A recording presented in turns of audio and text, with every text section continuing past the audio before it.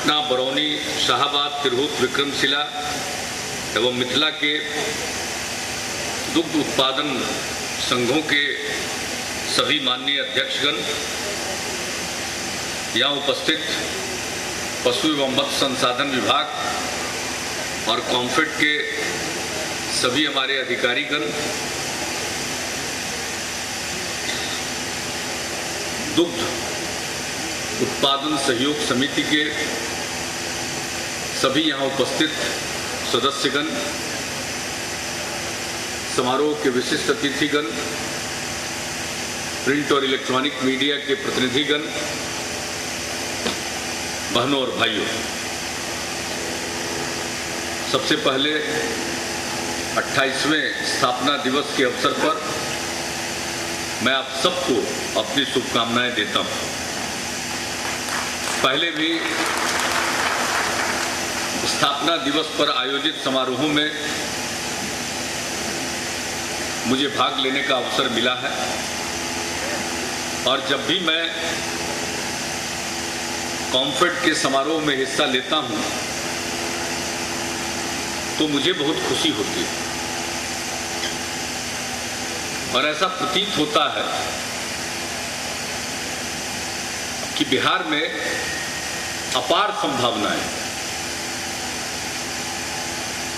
जब बिहार में कुछ नहीं होता था तब भी दुग्ध उत्पादन सहयोग समितियां सक्रिय थी और अच्छा काम कर रही थी। और अब तो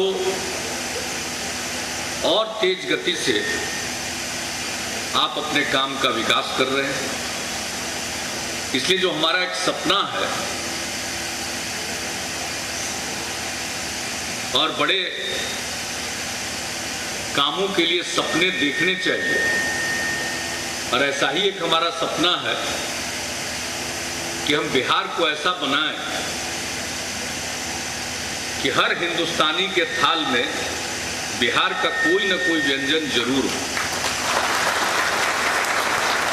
और जब मैं आपके बीच आता हूं तो ऐसा लगता है कि हम सपनों को साकार करने में वाकई कामयाब हो जाएंगे।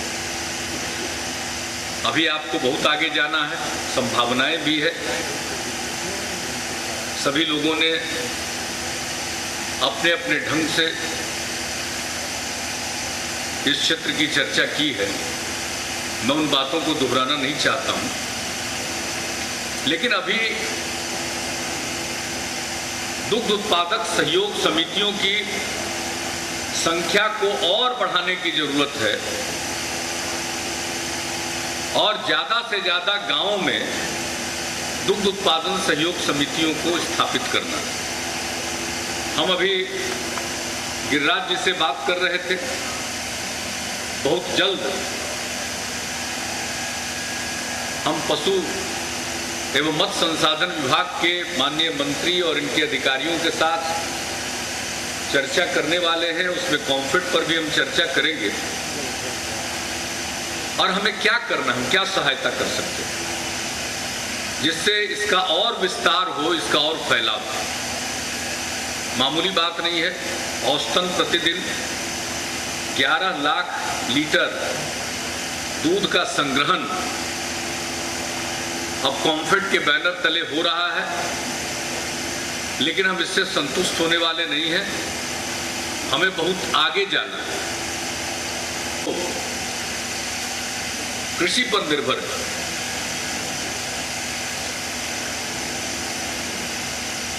गांव में रहने वाले लोगों की संख्या ज्यादा है। 2001 की जनगणना के मुताबिक बिहार में शहरीकरण का प्रतिशत मात्र 10.5% था और अब 2011 की जनगणना की प्रारंभिक रिपोर्ट आ गई है। वह संख्या में मामूली वृद्धि हुई है और अब शहरीकरण बढ़कर 11.3% हुआ। यह वृद्धि बहुत ही मामूली है। 10.5% से 10 वर्षों के अंदर मात्र 0.8% की वृद्धि हुई। यानी आज भी 88% से ज्यादा लोग गांव में निवास करते हैं और पूरी आबादी का 70% कृषि पर निर्भर है। हम अगर कृषि को लाभकारी बनाना चाहते हैं तो पशुपालन को बढ़ावा देने के सिवा कोई दूसरा विकल्प नहीं है।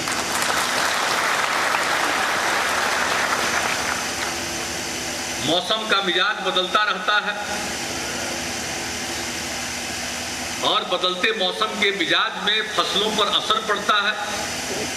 वैसी स्थिति में अगर हर किसान परिवार के साथ पशुपालन का व्यवसाय जुड़ जाए तो मैं समझता हूं कि वह अपनी स्थिति को संभाल सकेगा, अपने परिवार का भरण पोषण कर पाएगा। इसलिए हमें पशुपालन को बढ़ावा देना और पशुपालन का इस प्रकार से विस्तार करना है कि हम इस तरह की सहकारी समितियों के साथ जुड़े, संगठित रहें। ये जो संगठन बनता है, सहकारी समितियां बनती है, वो सदस्यों के सुख और दुख की भागीदार बनती है, कई प्रकार का इंतजाम करती है उनके लिए। और यह तरीका बहुत बेहतरीन रास्ता है विकास का। और बिहार का विकास जहां 70% लोग कृषि पर निर्भर हैं, तो जब तक 70% लोगों की आर्थिक स्थिति में सुधार नहीं आएगा तो उस विकास का क्या मतलब। और मैं हर जगह, चाहे वो जनसभा हो या विधानमंडल की कार्यवाही हो या इस तरह के समारोह हो, मैं सब जगह कहता हूं हम लोगों का रास्ता है न्याय के साथ विकास का, इंसाफ के साथ तरक्की का। और इसके लिए जरूरी है कि इंसान का विकास हो, मानव विकास हो, लोगों की आमदनी बढ़े, सब शिक्षित बने, सब स्वस्थ रहें, सब पूरे प्रदेश के उत्पादन में अपना योगदान दे पाए। तो इसके लिए जरूरी है कि लोगों की आमदनी बढ़े और आमदनी बढ़ाने का उपाय हमें करना पड़ेगा। रोजगार के अवसर उत्पन्न करने पड़ेंगे ज्यादा से ज्यादा। तो इसमें पशुपालन का बहुत ही ज्यादा महत्व है और इसको बढ़ावा देने के लिए मैं तो यही कहूंगा श्री गिरिराज सिंह जी को, इनके विभाग के तमाम पदाधिकारियों को, कॉम्फेड के सभी लोगों और आप सब लोगों को मैं कहूंगा कि इसका विस्तार होना चाहिए। आज आप यहाँ पर बैठे हुए हैं, आपने देख लिया कि इसका फायदा है, तो क्यों नहीं बाकी गांव में भी इसका फायदा लोगों तक पहुंचे, लोगों को इस बात का एहसास हो। और इस तरह के कार्यक्रमों के जरिए लोगों तक संदेश पहुंचता है। तो सिर्फ संदेश पहुंचाने से काम नहीं चलेगा, उनको जोड़ना। तो सहकारी समितियों की संख्या बढ़े और गांव जो सहकारी समितियों से आच्छादित हैं उनकी संख्या में इजाफा हो। तो एक टास्क तो ये, और बाकी हम इतना दुग्ध उत्पादन करें। मुझे बड़ी खुशी होती है कि अब बिहार का दूध मदर डेयरी ले रहा है, बिहार का दूध अमूल ले रहा है। ये मामूली बात नहीं है। कुरियन साहब ने गुजरात में डेयरी का काम शुरू किया और आज अमूल कितना बड़ा ब्रांड बन चुका है ये आप सबको मालूम है। लेकिन उस अमूल को सुधा दूध पर निर्भर रहना पड़ता है। ये मामूली उपलब्धि नहीं है भाई। हम तो आपके क्षेत्र में ये सपना देखते हैं कि जैसे अमूल देश के घर घर में छाया हुआ है, वैसे ही सुधा ब्रांड हिंदुस्तान भर में छा जाए, हम वो दिन देखना चाहते हैं। और इसके लिए दूध का संग्रह बढ़े, सहकारी समितियों की संख्या बढ़े, ज्यादा से ज्यादा गांव इसमें आच्छादित हों, नए नए प्रोडक्ट। आप बहुत अच्छा, अभी हम देख रहे थे प्रोबायोटिक दही, तो मैंने अधिकारियों से पूछा ये क्या है, तो साहब जो दही से थोड़ा बहुत गैस बनता है उस तत्व को इससे निकाल दिया जाता है और ये बहुत लोकप्रिय हो रहा है, तो इस तरह का अभिनव प्रयोग भी करना चाहिए। जो लोगों को पसंद आए उस तरह के उत्पादों को बाजार में पहुंचाना चाहिए और यही तरीका है हर थाल में पहुंचने का, हर हिंदुस्तानी के थाल में पहुंचने का यही तरीका है। और मैं इसके लिए कॉम्फेड को बधाई देता हूं, मंत्री जी बंधु यहाँ उपस्थित हैं उन सबको मैं बधाई देता हूं और ये काम आगे और तेजी से बढ़े और सरकार को कॉम्फेड के काम को, सहकारी समितियों की संख्या को बढ़ाने में, ज्यादा से ज्यादा गांवों को सहकारी समितियों के आच्छादन में लाने के लिए अगर सरकार को कोई सहायता देनी पड़ेगी तो हम फिर सहायता देने से भी पीछे नहीं हटेंगे और हम ये करना चाहेंगे।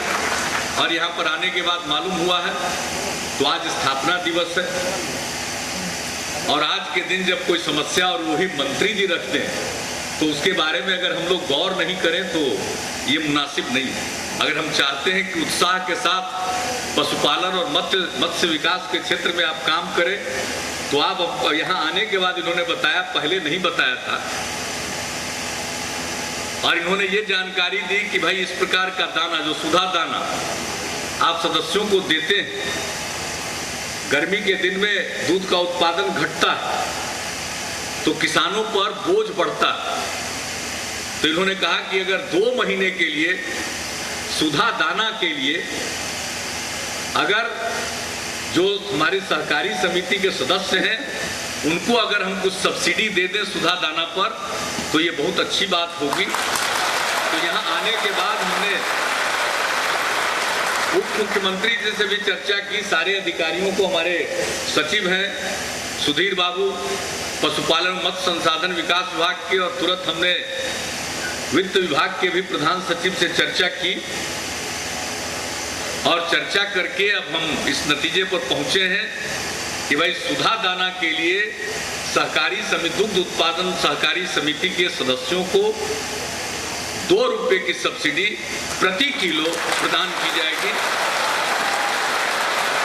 और इसमें और ये 2 महीने के लिए, मई और जून महीने के लिए ये सब्सिडी आपको प्रदान की जाएगी और इसमें जो प्रारंभिक आकलन है उसके हिसाब से राज्य सरकार को 13 करोड़ रुपए की सब्सिडी देनी होगी।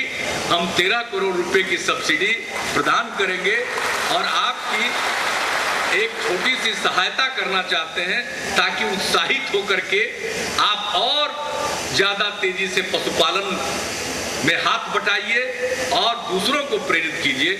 मैंने तो स्वयं अपने क्षेत्र में देखा, एमपी रहते हुए हमने कभी इसी प्रकार की मीटिंग में बताया भी और वहां जाकर हमने जो काम देखा उस दिन से ही हम इसके कार्य के प्रशंसक हम हैं और काफी कुछ इसकी प्रगति में हम लोगों की दिलचस्पी है। तो खूब तेजी से आगे बढ़िए, जितनी जल्दी बाकी डेयरी प्लांट, बहुत दिनों के बाद हम लोगों ने योजना से राज्य सरकार की तरफ से सहायता प्रदान की है, बजटीय सहायता दी है, पहले कभी दी गई थी, बाद में ये काम बंद हो गया था। हमने फिर से नए डेयरी प्लांट लगाने के लिए, डेयरी प्रोसेसिंग प्लांट लगाने के लिए हम लोगों ने बजटीय सहायता दी है। मैं उम्मीद करता हूं कि जल्दी से जल्दी वो काम पूरा हो, जैसा कि आप सब लोगों ने बताया है। 3-4 जगहों पर जो प्लांट लग रहा है वो सबका प्लांट का काम कीजिए और आपका प्लांट का काम खूब अच्छा होगा, दुग्ध संग्रहण बढ़ेगा तो और भी जो सहायता सरकार की तरफ से करने की आवश्यकता होगी हम करने की कोशिश करेंगे। और इन्हीं शब्दों के साथ मैं आप सबको फिर से एक बार ढेर सारी शुभकामनाएं देता हूं। आप आगे बढ़िए और हम लोगों के सपने को मत भूलिएगा, ये मेरा सपना नहीं है। अब इस सपनों को आपको अंगीकार कर लेना, ये सपना अब हमारा नहीं है, ये सपना आपका है और इस सपने को साकार करने के लिए कि हम हर हिंदुस्तानी के थाल में बिहार का एक व्यंजन पहुंचाएंगे, इसमें आप लग जाइए। और जैसा कि कृषि मंत्री जी ने कहा, हमने कृषि संबंधित मामलों पर कैबिनेट की कमेटी बनाई और उसकी भी मीटिंग इसी महीने हम रखने जा रहे हैं। उसमें हम इन तमाम विषयों पर मंत्रिमंडल के स्तर पर उसका अनुश्रवण करेंगे, उसकी समीक्षा करेंगे और इसके रास्ते में आने वाली रुकावट को दूर करेंगे, ताकि कृषि का विकास होगा, कृषि का विकास होगा तो बिहार का विकास होगा और सही मायने में वह विकास समावेशी विकास होगा। विकास का लाभ समाज के हर तबके तक वो पहुंच पाएगा। इन्हीं शब्दों के साथ आप सबको शुभकामनाएं देता हुआ मैं आप सबको धन्यवाद देता हूं।